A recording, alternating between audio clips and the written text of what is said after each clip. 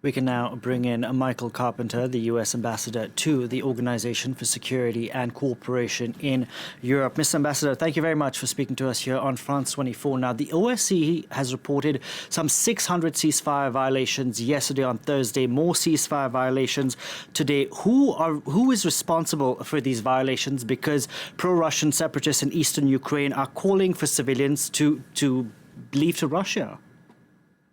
Well, thank you for having me. Most of the ceasefire violations that we're seeing are being perpetrated by the Russian-led forces in the non-government controlled areas. And the shelling of the kindergarten yesterday was almost certainly perpetrated by forces operating in non-government controlled areas. And what you're seeing today with some of these announcements about evacuations is exactly what we have been predicting for many days now. And you played the clip of Secretary Blinken addressing the UN Security Council.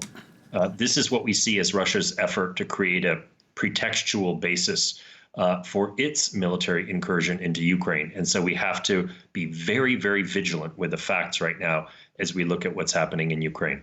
You know, early estimates showed that Russia had amassed around 130,000 troops on the border with Ukraine. Do we know how many troops are there today on the border with Ukraine?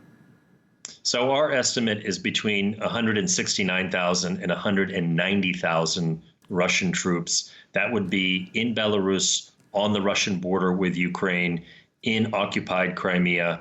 And then, of course, they've got a sizable naval presence in the seas of Azov and in the Black Sea. Yeah, Mr. Ambassador, Doug Herbert here.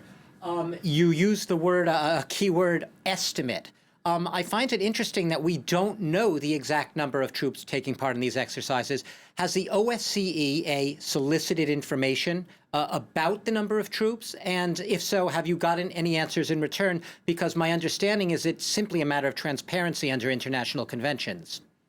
You're absolutely right. And that's a great question, because we have had two meetings this week calling Russia to account for these very unusual and unscheduled military activities and maneuvers.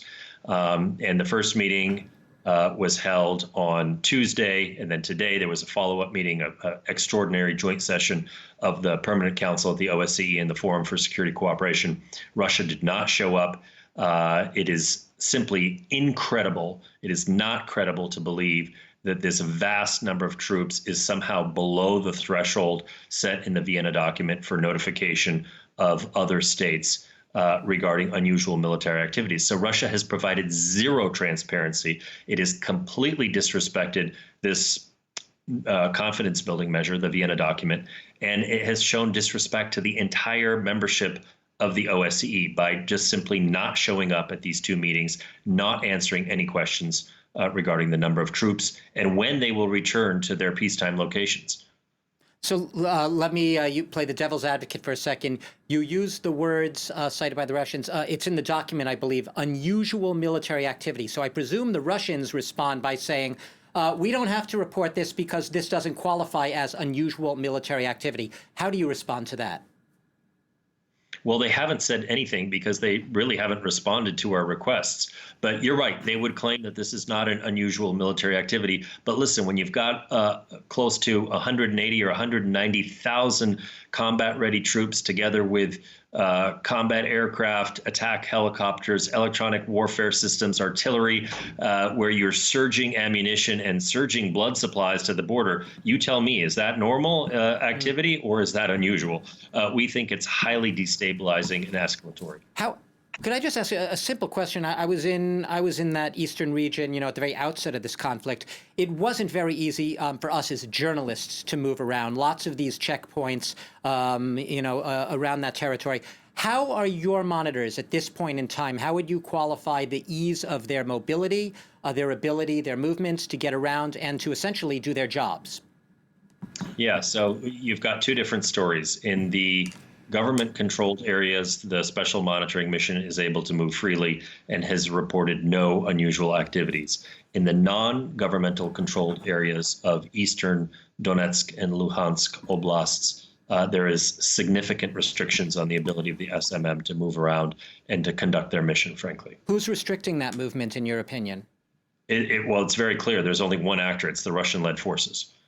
Mr. Ambassador, earlier you said that pro-Russian forces were responsible for the ceasefire violations, and given that we have Russian separatists calling for the evacuation of civilians, is this the false flag operation that the U.S. Secretary of State was referring to? It's possible that this is one of many operations, one of many disinformation operations that the Russian-led forces or that Russia will conduct over the coming days. This doesn't appear as of yet to be a false flag operation, although that could change in the coming hours or days. But certainly this disinformation that is being sown in the public arena, saying that there's an imminent attack and forcing people to evacuate, is nonsense. I think the Ukrainian side has said very clearly they have no intention of escalating the situation. They're not the ones that have close to 190,000 troops massed and in a strike force ready to attack. It's the other side, it's Russia, that has assembled that force. You know, sorry to interrupt you. We were expecting this, and now we're watching as it plays out. You know, the U.S. has opted for a very interesting strategy during this whole crisis, that is to share intelligence on a potential Russian invasion. In your opinion, has that strategy paid off, given that we are at this stage on the precipice of war? Well, we are leaving no stone unturned in trying to avert war and create the space for diplomacy and de-escalation. Unfortunately, the Russian side has shown no interest in diplomacy and dialogue, at least here in the OSCE. And we'll have to test that in the coming days. But clearly there is a desire on the other side to continue to mount this threatening posture against Ukraine. I was speaking to Fiona Hill on our air just yesterday, and she was very explicit that she believes Vladimir Putin can essentially act how he chooses, whenever he chooses. Would you agree with that assessment?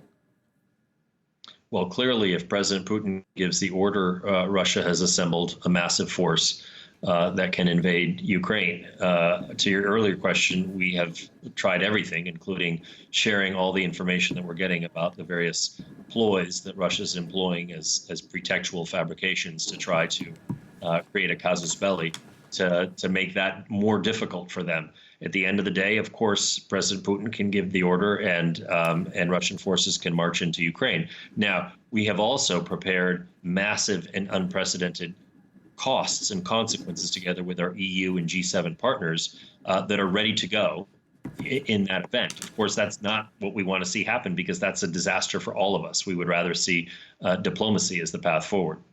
Mr. Ambassador, given that you have all those sanctions ready and waiting to go, why not trigger those sanctions, given that the U.S. has been saying over the past few days an attack is imminent, it's coming in the next few days? Why not trigger the sanctions and avoid that from happening?